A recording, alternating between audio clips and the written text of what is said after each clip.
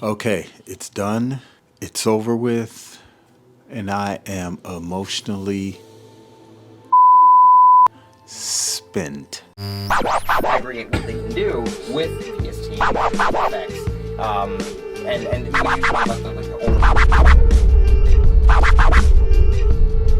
Greetings and welcome back to my channel. My name is Brett Bonner and I appreciate you clicking on my video. So today's video is Isaac's Song by Daniel Black. We know it because it was just released yesterday and it is the sequel to Don't Cry For Me, which I reviewed last week. I'll leave a link to that so that you can check it out if you want. The thing about sequels is this: they're always under pressure to produce a work that is both in the likeness of the previous work and exceeds it in terms of energy, in terms of value, in terms of information. This book did that. If I have to be honest, I did enjoy the book. I'll start off by saying that I did enjoy the book. But if I have to be honest, you have to, in one way or another, compare. Always like that. If you're watching Bad Boys, Martin and Will, you're going to compare them. Especially with these two books because they are linked. We have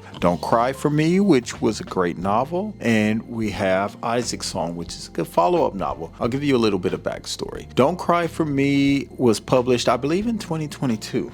When was the novel Don't Cry For Me by Daniel Black published? Daniel Black's novel Don't Cry For Me was published on February 1st, 2022.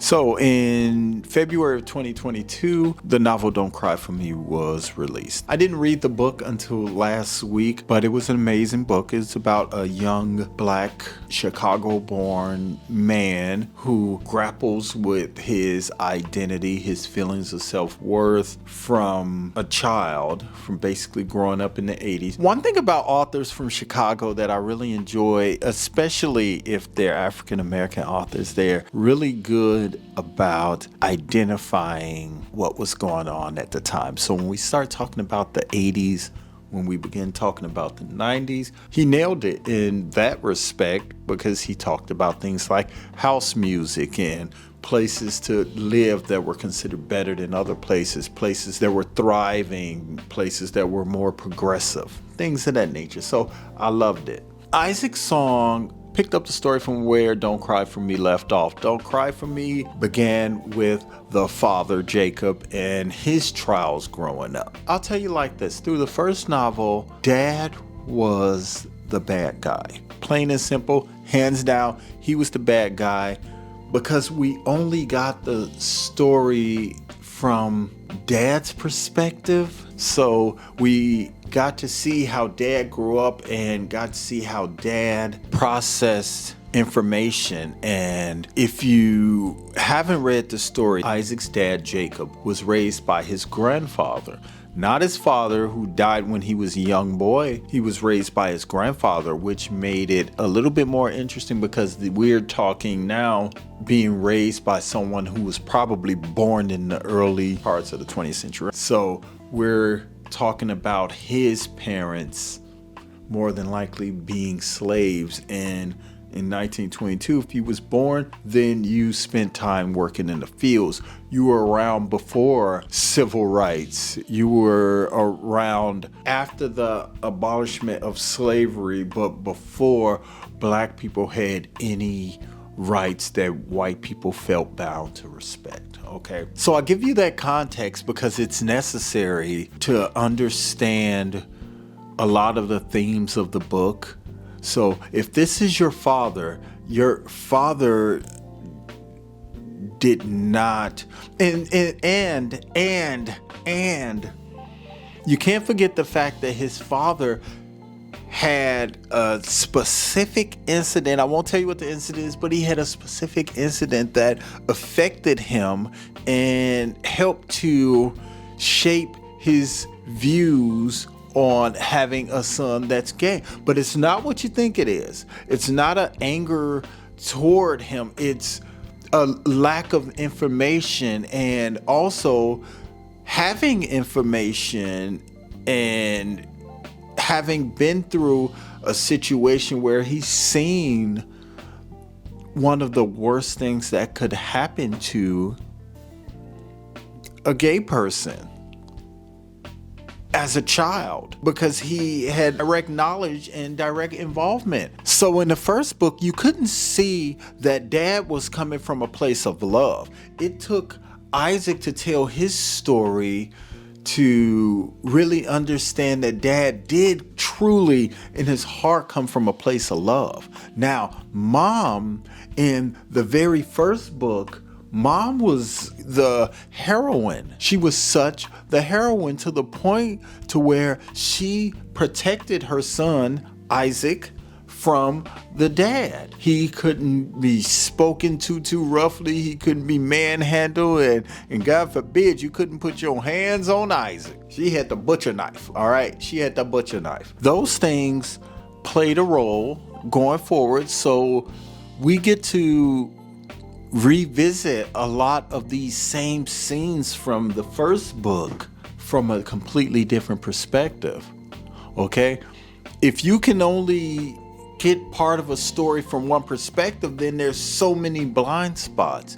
Isaac's story helped give sight to those blind spots, some of those blind spots. So mom was the heroine in the first one. Hey, as you read the book or listen to it on Audible like I did, you realize that everyone had their own struggle at the time. It's so easy to focus on Isaac's struggle because it's his book. It's Isaac's story, and it was all about Isaac, and he was the main character in both novels. However, it wasn't all about Isaac. Of course, in Isaac's world, it was all about Isaac. Of course. But in the bigger scheme of things, there were a lot of other things at play that affected Isaac directly and indirectly. And in saying that, there were things that he inadvertently did to himself emotionally because his choices were not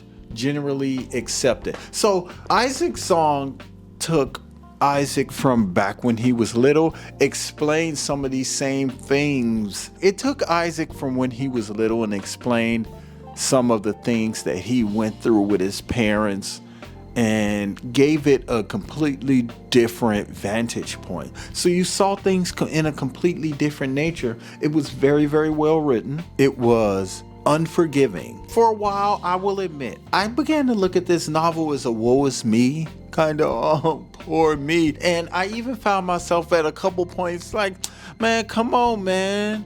You know, I get it. You like men. Fine. You know, great. But there is a difference between who you decide to sleep with and the kind of person that you are. A man is a man despite who he sleeps with. He's not something other than a man. If you're a man, you're a man. If you're a woman, you're a woman. That's how I look at it. That's my view of it.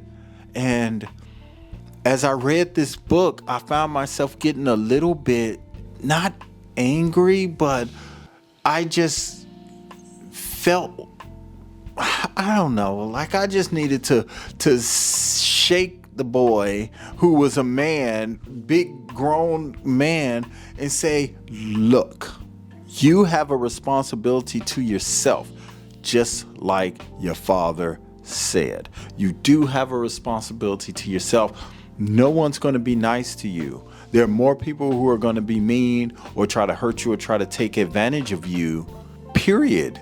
It doesn't matter that you're not because you're gay, but especially on top of the regular evil that men do.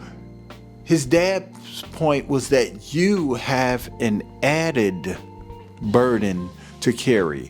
And Isaac carried it well. I will say in this story, Isaac carried his burden well as best he could because he was a young boy. And it went from a confused little boy to an older boy really just seeking the approval of everyone around him and feeling the shame that comes with not being accepted. I love when he began to break through and start saying, you know what? This is not something that I can put in a box and put it under my bed and hide from the world. This is something that I have to deal with because this is my life. This is a part of my life. This is who I am. So the book really started to turn for me when he stopped seeking acceptance and began to live his truth more, of course. So it gave the novel a lot more depth. It gave it a lot more power, and it gave it a direction that kept you turning the page because you're still looking for something to happen, and something does happen. I enjoyed this novel. I thought it was a great novel. I gave it 4 stars. There were a few moments in this novel where I was listening, but I felt unattached, and it just felt like layers and layers of not getting to the surface. There's layers being pulled back, and I almost feel like at parts of this novel it was the same layer continuously being pulled back. And it's just from a literary standpoint, it was told from Isaac's point of view. So it was important for me to note that, because at some points, like I said, I wanted to shake him a little bit. I wanted to tell him to look, stand up. And he did. He stood up in a mighty big way without telling you anything. So, highly anticipated novel. I was anxious to get this novel under my belt. I'm not going to say that I thought it was an amazing novel if I was comparing it to the first one. The first one is a little bit more difficult because you don't have the expectations that you did when you go into the second novel. So I could see the second one being a little bit more difficult to write. And then you learn things in the second one. Like, you learn things about that mother, you learn things about dad, you learn things about grandpa. It was redeeming in a lot of ways, and I felt that was needed. When you think of Mr., you remember Color Purple, Mr. from The Color Purple? Many, many women will go to their graves hating Mr. from The Color Purple, despite his ultimate act of kindness that actually brought Celie and her sister back together. I did notice some scenes in there where Isaac was trying so hard to live his truth that it really drew the wedge, or it really put the wedge between him and his father. His mother stood directly in between them, in front of Isaac, with a knife. So, of course, dad is the bad guy. Dad becomes the antichrist of the house thing. So everything that went wrong somehow tied back into dad. And I found myself wondering how he could be married to this wife who seemed to literally hate him. She seemed to hate him. He could never do anything right, and it was pissing me off so bad. Isaac's song explained that, and rightfully so and thankfully so. I really needed that so I could not hate mom because it was almost as if drinking mom wanted him in the dress, and it just kind of felt like she wanted him in the dress, not just to live his truth. She did love him, but not just to live his truth, but to piss dad all the way off and say, see, dad, you ain't shit, you know? Kind of like that. So I didn't like that part. And Isaac's song did a great job of explaining some of these ideas, some of these things, and tied everything together and brought the beauty back to the story. There were some things that angered me that got resolved, a couple things that angered me that didn't get resolved. But at the end of is it worth reading at the end of the day? Is it worth reading at the end of the day? Yes, it's worth reading at the end of the day. It was great. I don't know where my place was on Audible when I reviewed it on Audible, but I really think I'm either close to the top or first. I just couldn't see any more reviews on Audible, so I think my review is first. So go to Audible and check out my review on it. Matter of fact, maybe I should just read my review from Audible. Okay, so I went to Audible and I see one review on there, which is mine. It's a 4-star review that I left on there, and it says BT Bonner 16 hours ago. The sequel held its own. I can't believe that it's finally written and read. I love the way that Daniel Black tied the sequel to Don't Cry for Me so well that it checked off many questions that arose between novels. The story was elevated, yet filled with the same passion, grit at times, and emotional depth needed to tell such a story. Both of these novels should serve as a how-to guide for generations to merge with an opened mind and heal with open heart.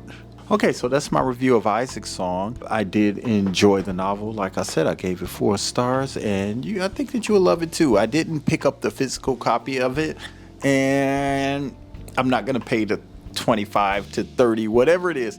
I'm not going to pay for it. I'm going to wait and get a used copy from Thrift Books.